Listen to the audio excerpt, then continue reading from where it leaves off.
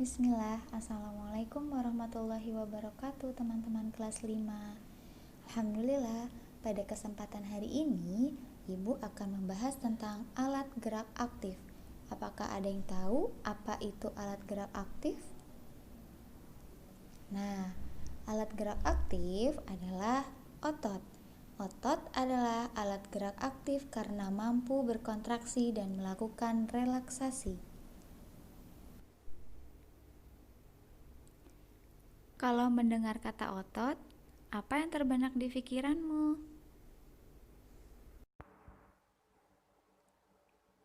Apakah kamu memikirkan binaragawan yang memperlihatkan otot-otot besarnya?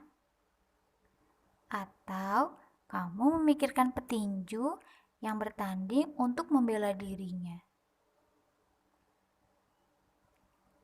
Nah, yang perlu teman-teman ketahui, 75% tubuh kita dipenuhi dengan otot. Nah, otot dapat membantu tulang agar bisa bergerak. Apakah kamu tahu bagaimana cara kerja otot? Sekarang, coba gerakan tangan dan kakimu dengan cara melambai. Setelah itu, melompat. Setelah itu, kamu mencoba menulis dan melakukan banyak gerakan lainnya. Bagian tubuh bisa bergerak karena ada alat gerak yang berfungsi menggerakkannya. Siapa yang menggerakkannya? Yang menggerakkannya adalah alat gerak pasif kita, yaitu tulang, dan alat gerak aktif kita, yaitu otot.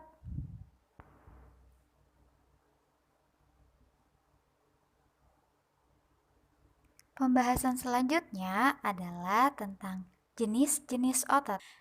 Otot terbagi menjadi 3 jenis. Jenis pertama adalah otot, jenis kedua adalah otot jantung, dan jenis yang terakhir adalah otot lurik. Berikut ini adalah tampilan-tampilan atau contoh-contoh otot yang tadi sudah disebutkan. Otot polos adalah jaringan yang terbentuk oleh sel-sel otot yang bentuknya seperti gelendang dan bagian ujungnya meruncing. Otot polos termasuk otot involunter, di mana otot yang bergerak sendiri. Jadi, kita tidak perlu menggerakkannya. Contoh dari otot polos adalah otot yang ada di dalam lambung dan usus. Tanpa perintah dari kita, lambung dan usus kita secara otomatis bergerak saat mencerna makanan, teman-teman. Selain itu, otot polos juga ada di kantung kemih. Saat otot berelaksasi, kita bisa menahan untuk ingin buang air kecil ke kamar mandi. Kemudian otot itu berkontraksi agar keluarnya air urin. Lalu otot jantung, otot yang terletak pada dinding jantung. Otot jantung ini termasuk otot involuntary juga loh, karena setiap saat jantung kita berdetak tanpa perlu diperintah oleh kita. Otot yang tebal di jantung berkontraksi dengan memompa darah keluar dan berelaksasi sehingga darah bisa kembali masuk ke jantung. Dan yang terakhir adalah otot lurik. Otot lurik juga dikenal dengan sebutan otot kerangka atau otot volunteer, yang artinya otot itu bekerja di bawah kesadaran. Kita bisa melenturkan dan menggerakkan otot itu sesuai keinginan kita, seperti berjalan, berenang, atau aktivitas sederhana seperti tersenyum dan memfokuskan mata. Otot lurik ini adalah otot yang memberikan tubuh daya dan kekuatan. Contohnya ada pada lengan tangan dan kaki kita. Makanya kita bisa kuat mengangkat benda dan berlari. Selanjutnya adalah gerak dan kerja otot, yaitu kontraksi dan relaksasi. Kontraksi, ukuran otot akan memendek, mengeras, dan membentuk gelembung di bagian tengah. Saat otot kontraksi, maka tulang akan tertarik. Untuk mengembalikannya diperlukan relaksasi. Relaksasi memanjangkan otot agar tulang kembali ke posisi awal setelah otot mengalami kontraksi. Berikut adalah gambar di mana otot sedang relaksasi dan kontraksi. Kesimpulannya, agar tulang bisa bergerak, maka dibutuhkan dua otot yang bergerak dengan cara berbeda. Otot membuat bagian tubuh bergerak dengan melakukan kontraksi dan relaksasi.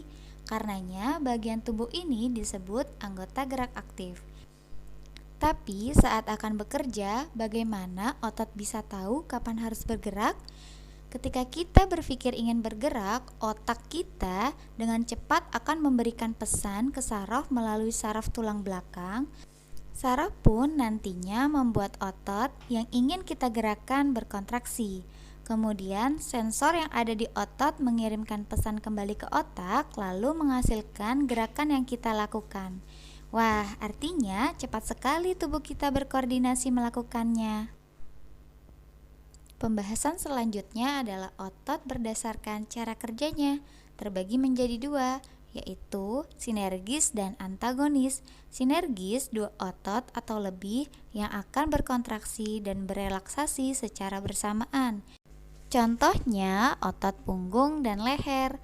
Sedangkan antagonis, dua otot atau lebih yang bergerak berlawanan pada suatu bagian tubuh. Contohnya ketika lengan bawah terangkat, maka otot bisep berelaksasi dan otot trisep berkontraksi.